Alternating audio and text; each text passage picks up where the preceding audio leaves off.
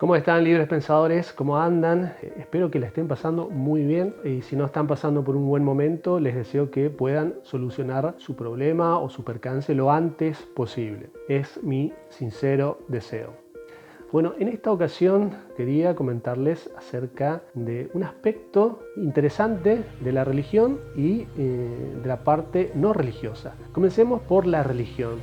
Hay que admitir que mucha gente cree en Dios y pertenece a una religión por un motivo en particular que tal vez algunos lo habrán notado, otros no, y que es la atracción hacia las promesas espectaculares. Es decir, la religión tiene esa capacidad de poder fantasear con lo que ofrece o con lo que dice, porque en el plano religioso no hay que demostrar nada, es todo a palabra, o la gente cree o no cree. Entonces, cuando el predicador no está obligado a demostrar nada, digamos que tiene campo libre para ofrecer lo que quiera. Entonces puede hablar del paraíso, de lo que va a haber en el paraíso y de muchas otras cosas más, inclusive cosas del pasado que no están comprobadas, pero tienen una gran dosis de espectacularidad y esto atrae muchísimo a la gente. Es como un espectáculo de magia. ¿Quién va a ver estos espectáculos? No se pone a pensar cómo están hechos los trucos, sino que disfruta del espectáculo. Bueno, salvando las distancias, con la religión pasa algo similar. La gente disfruta el hecho de poder fantasear, obviamente sin decir que están fantaseando, por supuesto, pero lo que están haciendo es eso, fantaseando. Y sé que tal vez para una persona creyente esto pueda parecer un poco ofensivo, porque a nadie le gusta que le digan que está fantaseando con su religión, pero objetivamente es lo que observo.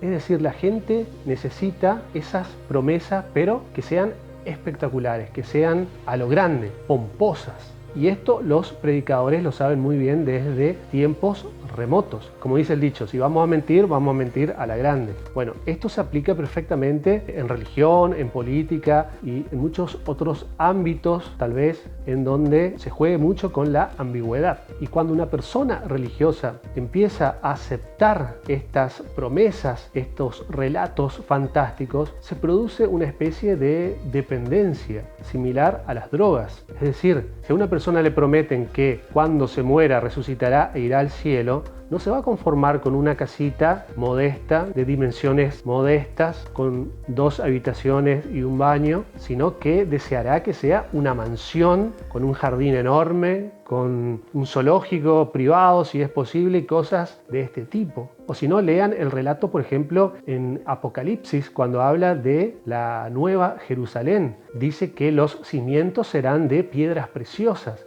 Es decir, si los cimientos van a ser de piedras preciosas, imagínense lo que será la casa. Bueno, esto es para que se den una idea de cómo se exagera en el ámbito religioso. Ahora bien, hablemos también de la contraparte, es decir, del pensamiento racionalista. Hay mucha gente religiosa que, aunque pertenece a una religión y aunque cree en esas promesas fantasiosas, también está atraída o también está empezando a ser atraída por el libre pensamiento racionalista. Porque pensar racionalmente también genera una especie de adrenalina.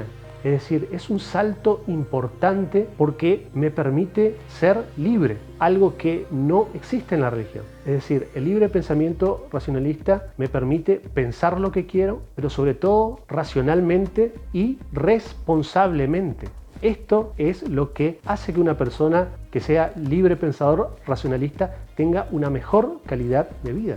Porque es cierto que uno es libre de pensar lo que quiera, pero también tiene que ser responsable. Bueno, la conjunción de estas dos características de la libertad y la responsabilidad hacen que el libre pensamiento sea un instrumento para mejorar nuestra calidad de vida. Y mucha gente religiosa está siendo atraída también hacia este modo de pensar.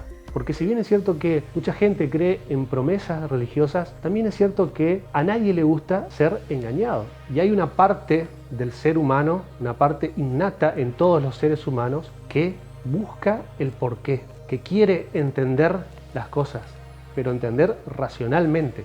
Por lo tanto, invito a las personas, inclusive a las personas creyentes, que se animen a probar el libre pensamiento racionalista sin miedo, sin temor, sin presiones, inclusive sin la necesidad de dejar la religión a la cual pertenecen, porque lo que deben tener en cuenta es que son personas libres. Y por supuesto que en el libre pensamiento racionalista también hay espacio para las emociones, para los sentimientos, para el arte, para la fantasía, pero siempre estamos con los pies sobre la tierra. Esto es lo importante. El libre pensamiento racionalista sirve para buscar respuestas racionales. Por supuesto que no hay respuesta para todo, pero esto no significa que estemos obligados a dar una respuesta de fantasía porque hoy no tengamos una respuesta para una determinada pregunta. Lo que debemos decir es que hoy no existe tal vez una respuesta para una pregunta determinada, pero tal vez mañana sí. Y probablemente haya respuestas que nunca vamos a tener. Pero esto no nos da el derecho de inventar cosas. Este es un concepto fundamental del libre pensamiento racionalista. Aprender a buscar respuestas racionales, reales a todo lo que podamos y entender que algunas cosas hoy no tienen y tal vez mañana sí y otras tal vez nunca las tengamos. Pero recordemos que muchos beneficios que actualmente tenemos provienen del pensamiento racionalista. Hay una lista innumerable de beneficios que derivan del libre pensamiento racionalista. Muchas gracias, nos vemos.